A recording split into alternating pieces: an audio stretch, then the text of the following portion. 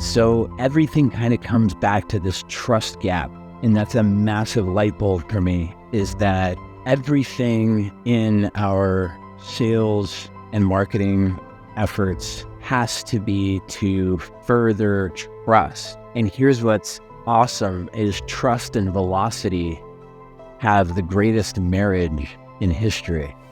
Trust is the fastest. If someone trusts someone already, they will get it done quicker. More money can move faster, and trust enables or drives velocity, drives speed.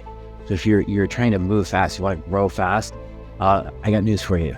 Trust is the vital ingredient, and on all fronts, internally, externally, and everything that you do is tailored to create maximum trust. So what do you do actually? Well, ultimately you can only really do one thing as a business, which is to create a customer. We can call it two things: create and keep a customer. Okay. Now, customers buy value, right?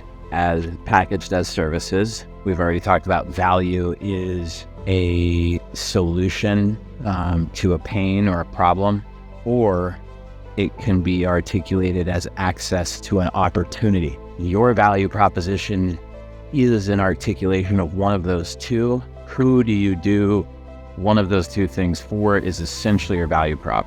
We do X solution to Y pain for Z person, or for example, we bring X opportunity to Y person, and you get to the bottom of it. Are you an opportunity? Are you a solution? And then you essentially map a journey, a value journey, or also called a customer journey, from the second they lay eyes on you and every touch point through, and you craft the communication and the value creation. So essentially the communication is everything, right? Because the value is the value, but the way it's expressed is through communication. So that's really your main lever for all things, right? So how great can you communicate? And you can use all senses. You must use all senses. And you can use live, you can use digital, you use any combination to create a net total customer experience that occurs across the conversion journey, where they're sort of, subscribing, expanding, renewing their relationship with you on a predictable journey, and with metrics, obviously, applied at each touch point so that you can monitor and ultimately measure that system. Because of course you're going to keep taking shots at improving each touch point that the customer has with you, right? Changing the language, changing the visual, changing the sounds, the smells, the, whatever it may be. But realizing you're creating a film, an immersive experience for that particular customer as they achieve their solution with your help, or gain access to new opportunities with the help of your product.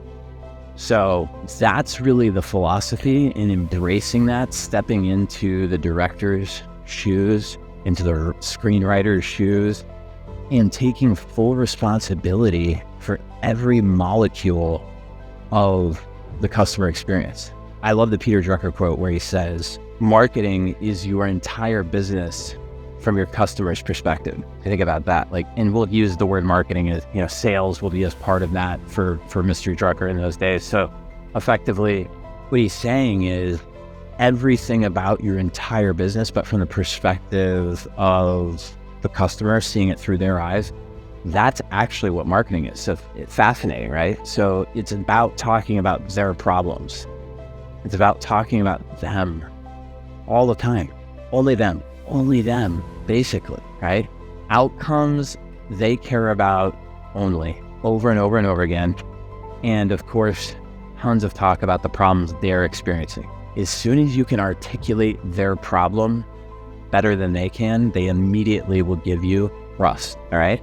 So that's why communication, clarity, and strategy is so key, because if you structure your communication and then you stylize your communication in alignment with really the way the human mind like and has been hardwired to buy things and go through this sacred ceremony called buying and selling stuff, which ultimately can be life or death. Particularly in the old days, little do we have purchases that are still life and death nowadays, because of the abundance here in the Western world. But you can see how that makes sense, right? You put it all on the line.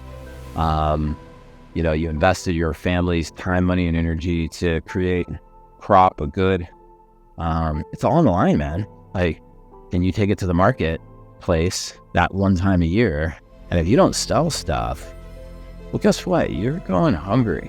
And so is the fam. So like, this is where all this stuff comes from, right? So really treating it with this sort of due respect and humility, you'll find that while it does seem irrational oftentimes, the moments that, a lot of moments with buyers through the journey, it starts to add up when you understand the fear and the primal instincts that were generated where, for many, many years, tribes would meet up.